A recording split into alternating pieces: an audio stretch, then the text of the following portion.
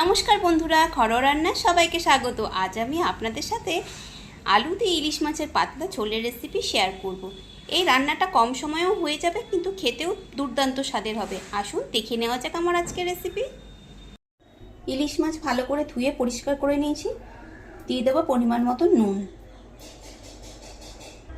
দেব হলুদ গুঁড়ো। এবার মাছগুলোকে মেখে নেব।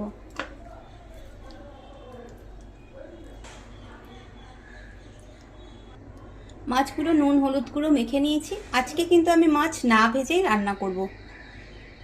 রান্নাটা করার জন্য ওভেন অন করে একটি কড়াই বসিয়ে দিয়েছি। দিয়ে দেবো পরিমাণ মতন সর্ষের তেল।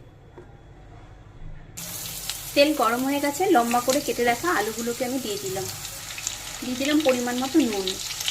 এবার আলুগুলো একটু হালকা লাল করে ভেজে নেব। আলুগুলো হালকা লাল করে ভাজা হয়ে গেছে। এখানে আলু সাইড করে কালো জিরে ফোড়ন দিয়ে দিলাম দুটো চেরা কাঁচা লঙ্কা। এবার সামান্য একটু এখানে নেড়ে নেব। এবার দিয়ে দেবো অল্প একটু জল। এবার দেব পরিমাণ মতন জিরে গুঁড়ো। আমি এখানে 2 চামচ জিরে গুঁড়ো দিলাম। দেব লঙ্কার গুঁড়ো, ঝালটা যে যার স্বাদ মতন দেবেন। দেব হলুদ গুঁড়ো। ভালোভাবে একটু আলুর সাথে মশলাগুলো মিশিয়ে নেব।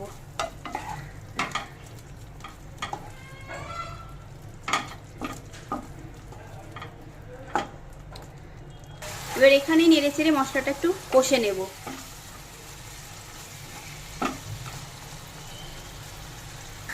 দু 3 মিনিট মিডিয়াম আছে আমি একটু কষে নিয়েছি। মশলা থেকে তেল ছেড়ে দিয়েছে। এবার ঝোলের জন্য জল দিয়ে দেবো। ঝোলটা একটু বেশি পরিমাণ রাখবো, কেননা মাছ এর মধ্যে দিয়ে আমি ফোটাবো। দিয়ে দিলাম নুন পরিমাণ মতন, নেড়ে একটু মিশিয়ে নিলাম। এবার মাছগুলোকে দিয়ে দেবো। নুন হলুদ যে মাখিয়ে রেখেছিলাম, মাছগুলো সব সাজিয়ে দিয়েছি। এবার ঢাকা দিয়ে এভাবে ফুটতে দেব।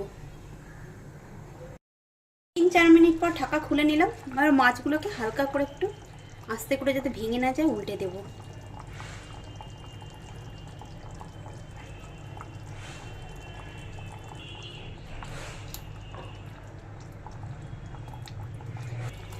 আবারও ঢাকা দিয়ে কিছুক্ষণ রেখে দেব।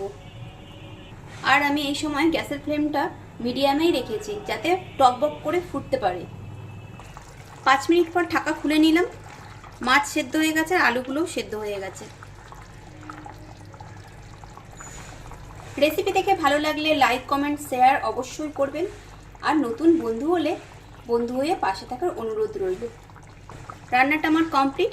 এবার দিয়ে দিলাম দুটো কাঁচা লঙ্কা। গ্যাসের ফ্লেম অফ করে কিছুক্ষণ এভাবেই রেখে দেবো ঢাকা দিয়ে, তারপর পরিবেশন করব। 10 মিনিট পর আমি ঢাকা খুলে নিয়েছি।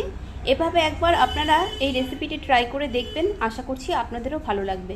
খুব শীঘ্রই নতুন ভিডিওতে দেখা হবে। সবাই ভালো থাকবেন।